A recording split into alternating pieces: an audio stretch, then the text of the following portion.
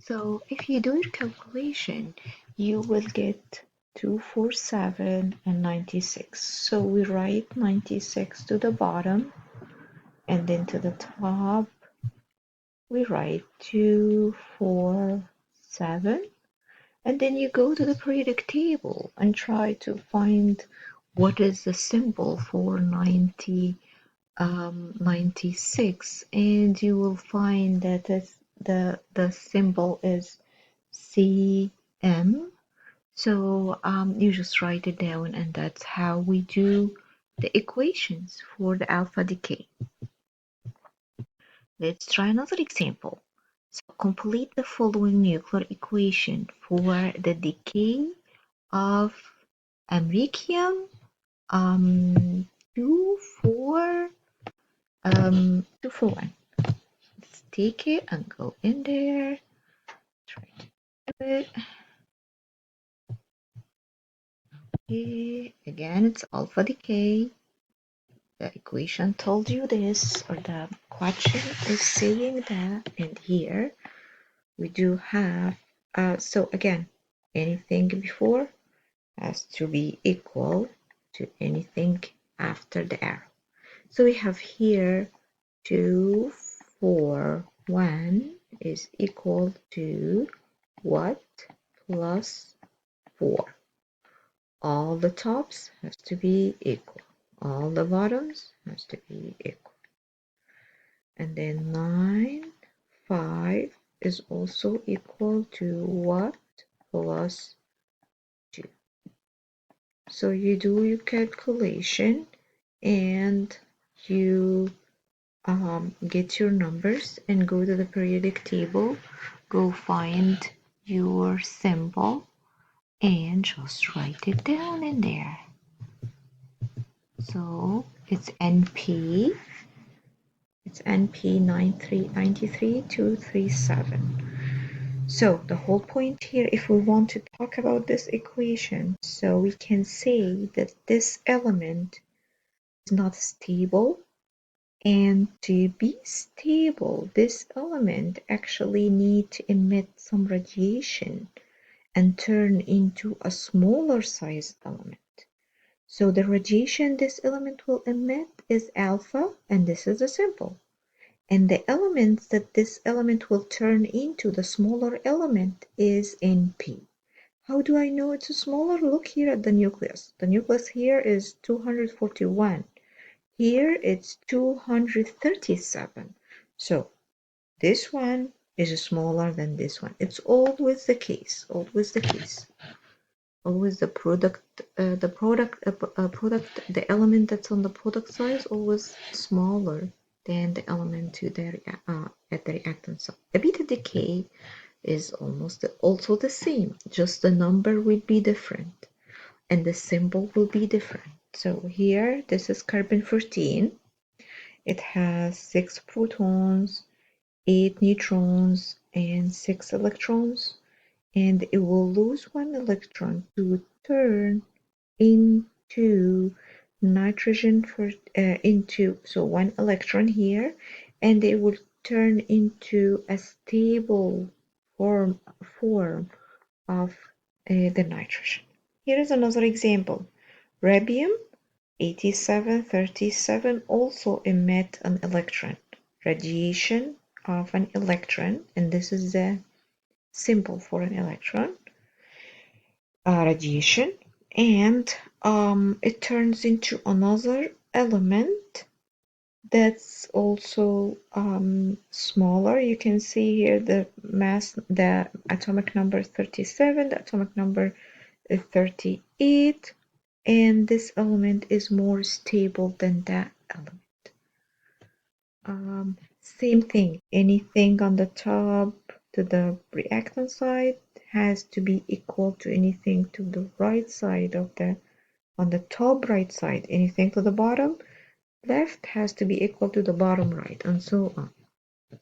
So for example here, 38 plus minus 1 has to equal 37, or 38 equal 37. So how can we make this happen? By taking 1 off, which is electron. So here is another example. Carbon 14 and it's not stable and will lose one electron to turn into nitrogen 14.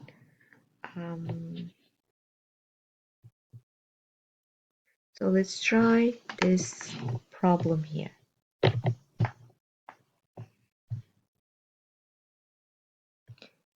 The beta decay of potassium 42, the beta decay of potassium 42 and 19.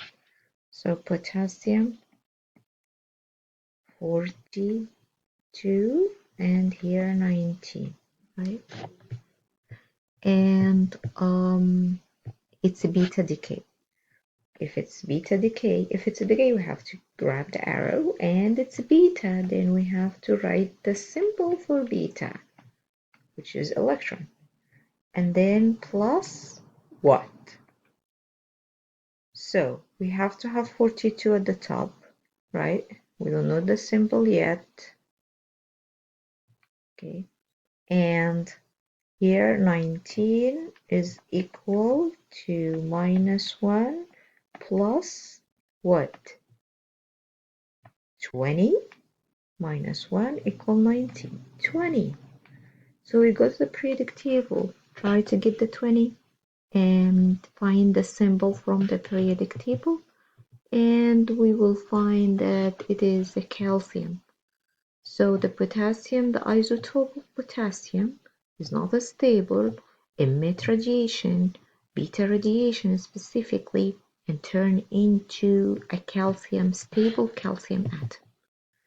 Let's try cobalt 6027. So cobalt 6027.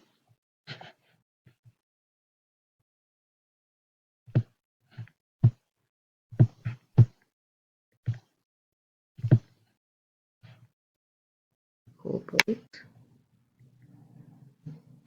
60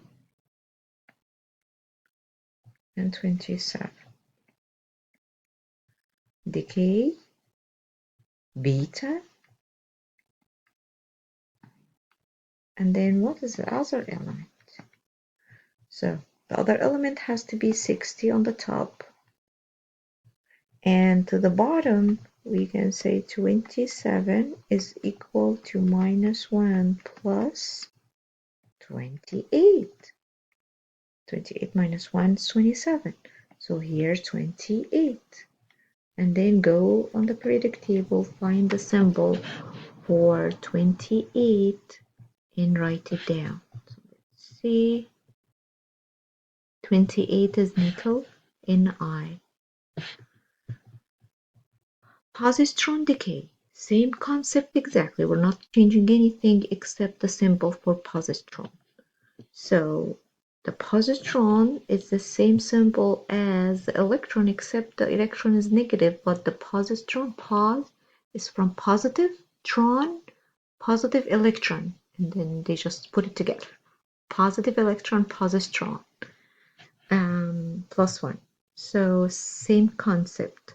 This carbon isotope is not a stable. To be stable, it has to emit a positron, which is as simple as this one, and then turn into another stable element. In this case is boron.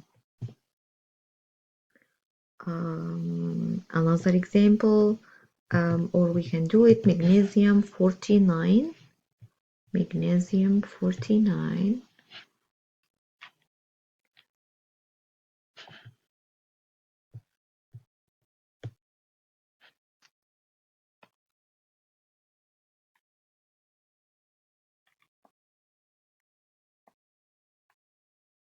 So magnesium or 49 or manganese?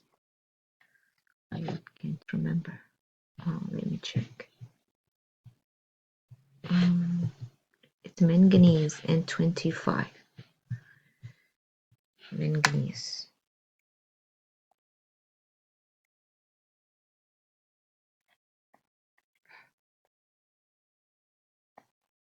And here 25.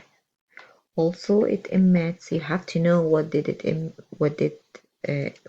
emit. Actually, this time it's positron, positive electron, and we don't know. So the top has to have 49. But the atomic number will be 25 equal plus 1 plus 24. And then we put 24 here, go to the periodic table, find the 24, and you will find that it is chromium or Cr. Gamma decay. Gamma decay is so easy as well. So gamma decay, basically, this is a symbol for gamma decay. It's 0, 0. So there's nothing really change in it's the same element basically, but more stable. So that's what will change. The element is just more stable, but it's the same element as product and reactant.